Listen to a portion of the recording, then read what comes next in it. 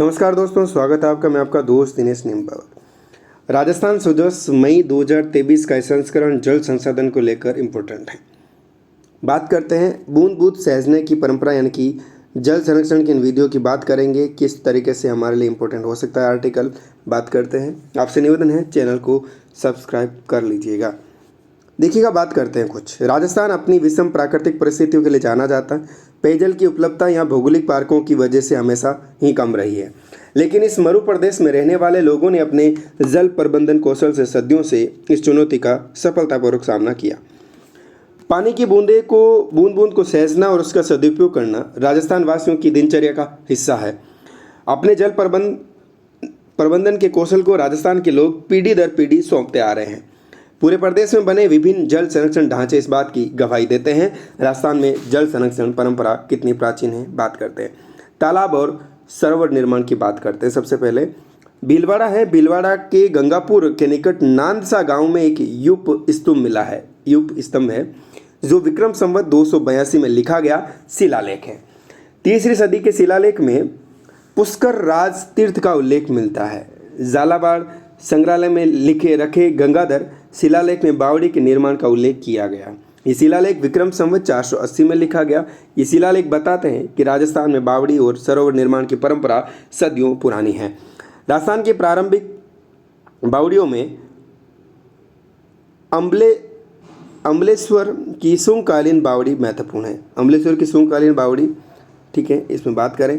पत्थर से बनी ये बावड़ी आकार में गोल है। इसके नज़दीक ही एक स्तंभ मिलता है। इसके अलावा राजस्थान में ज़्यादातर बावड़ियाँ वर्गाकार मिलती हैं, जो समय के साथ बावड़ी निर्माण की कला के बदलने और बेहतर होने की ओर इंगित करती हैं।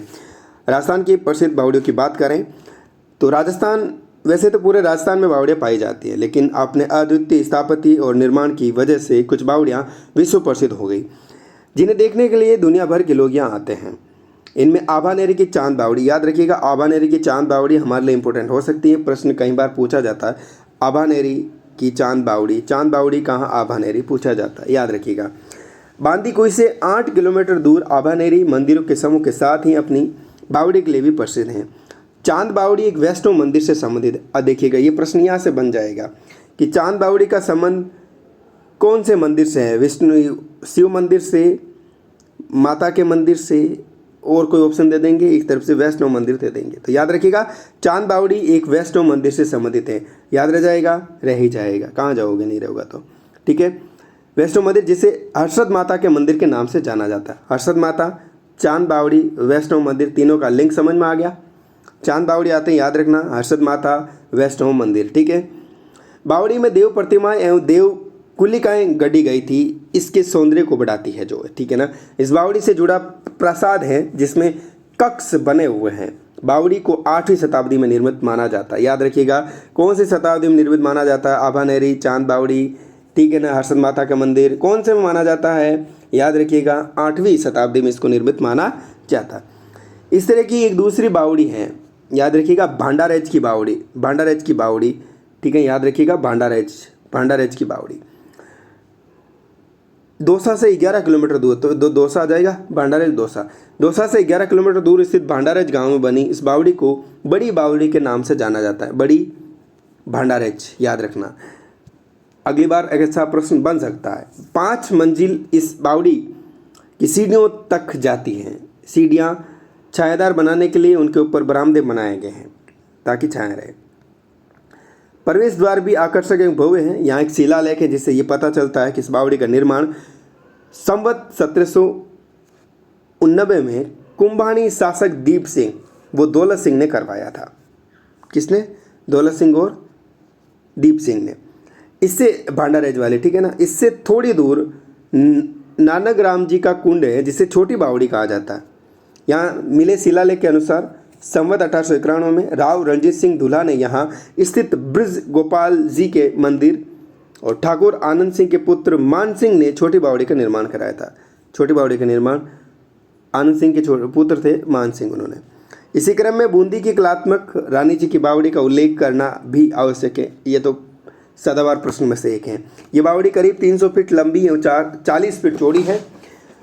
बावड़ी की गहराई 200 फीट के आसपास है। यहाँ बना तोरण द्वार भव्य है जो 8 स्थानों पर बना हुआ है। इसके मेहराबें 30 मीटर तो ऊंची हैं। बावड़ी में 10 अवतार एवं 9 ग्रहों की आकर्षक प्रतिमाएं। पूछा जा सकता है यह प्रश्न कि कौन सी बावड़ी जहाँ पर 10 अवतार एवं 9 ग्रहों की आकर्षक प्रतिमाएं हैं। आपके रानी जी की बावड़ी बूंदी, ठीक है। यहाँ सरस्वती एवं गणेश की प्रतिमाएं भी हैं, याद रखिएगा। रानी जी की बावड़ी, 10 अवतार एवं 9 ग्रहों की आकर्षक प्रतिमाएं, सरस्वती एवं गणेश की प्रतिमाएं भी यहीं पर हैं। ग्रामीण क्षेत्रों में जल संरक्षण की परंपरा की बात करें तो सार्वजनिक जलाशयों के निर्माण के साथ ही राजस्थान में घरेलू जल संरक्षण संरचनाओं के निर्माण की परंपरा भी रही। घरों में कुंड, टांका और छोटे तालाब बनाकर उनमें वर्षा का जल संग्रहण किया जाता। घरों में बनने वाले कुंडी व टांके के निर्माण के लिए जमीन के भीतर बड़ा सा कुंड बनाकर उसमें प्रकाश एवं हवा की व्यवस्था रखते हुए एक चबूतरा बनाकर ढक दिया जाता था। इन चबूतरों को रामरज, खड़िया और गेरू से बने रंगों से आकृतियाँ और रंगोली बनाकर सजाया जाता था। कुंडे छोटे और टांके बड़े होते हैं। देखिए, कुंडे क्या होते हैं? छोटे होते हैं, टांके बड़े होते हैं।